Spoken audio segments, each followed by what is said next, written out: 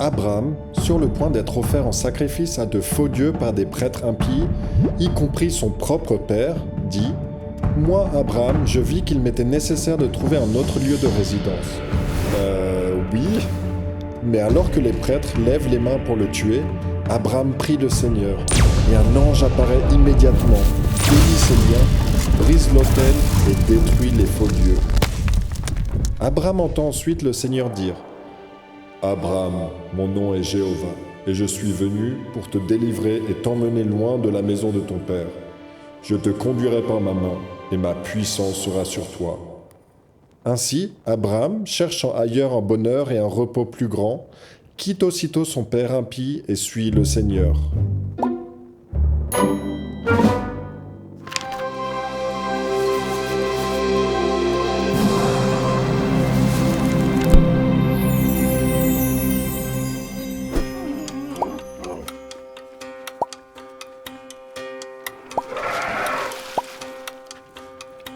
Après avoir quitté la maison de son père impie, Abraham cherche la connaissance ainsi qu'une ordination à la prêtrise auprès d'une source autorisée, ce qui le conduit à Melchizedek, le gardien du magasin du Seigneur, à qui il verse la dîme.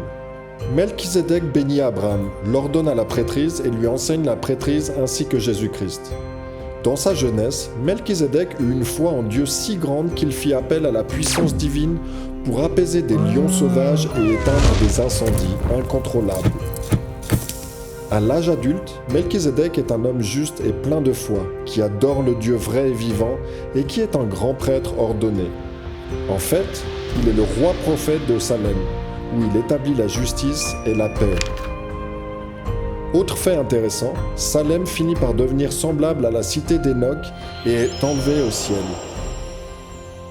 Parce que Melchizedek est un grand prêtre exceptionnellement juste, la haute prêtrise du Seigneur est couramment appelée d'après son nom, la prêtrise de Melchizedek.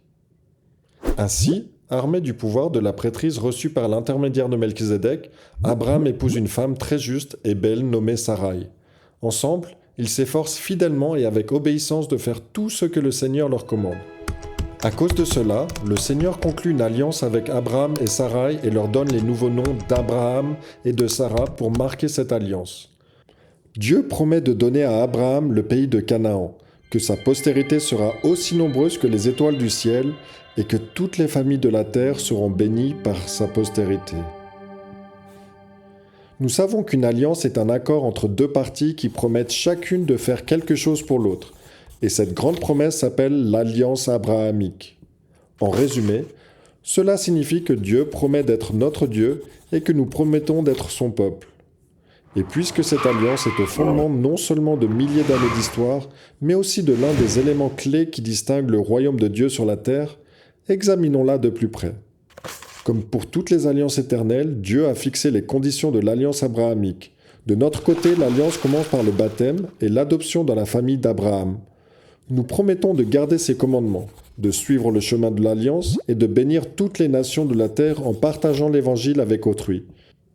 Notre objectif est de devenir de vrais disciples de Jésus-Christ, partageant son amour autour de nous. La part de Dieu dans l'alliance comprend le don de puissance, des ordonnances et de la prêtrise dans cette vie, et finalement le plus grand don de tous, l'exaltation dans la vie à venir. Ok, donc Abraham et Sarah désirent vraiment avoir des enfants. Ils ont même la promesse réconfortante d'une postérité innombrable. Mais après de très longues années, Sarah est tout simplement trop âgée pour enfanter, ce qui lui brise le cœur car c'était extrêmement important dans leur culture. Ils essayent donc de résoudre le problème à leur manière, sans se rendre compte du grand miracle que Dieu a encore prévu pour eux. Sarah donne sa servante Agar à Abraham comme épouse afin qu'il puisse avoir des enfants avec elle. Cependant, lorsqu'Agar tombe enceinte, Sarah éprouve le sentiment très humain de jalousie et lui rend la vie si difficile qu'elle s'enfuit. Heureusement, le Seigneur veille sur Agar et envoie un ange pour prendre soin d'elle et apaiser les blessures causées par la jalousie de Sarah. La situation semble finalement s'apaiser et Agar retourne vivre auprès d'Abraham et de Sarah avant de donner naissance à Ismaël. En grandissant, Ismaël et Agar finissent par partir vivre de leur côté. Mais l'ange du Seigneur continue de veiller sur eux. Aujourd'hui, Ismaël est considéré comme l'ancêtre de nombreux peuples vivant au Moyen-Orient. Comme nous tous, Abraham et Sarah n'étaient pas parfaits, mais en faisant de leur mieux, ils furent bénis, tout comme nous le serons lorsque nous ferons de notre mieux pour obtenir toutes les bénédictions promises à Abraham. Mais qu'en est-il de la postérité promise à Sarah et Abraham s'ils demeurent fidèles ? Nous parlerons de ce miracle la prochaine fois.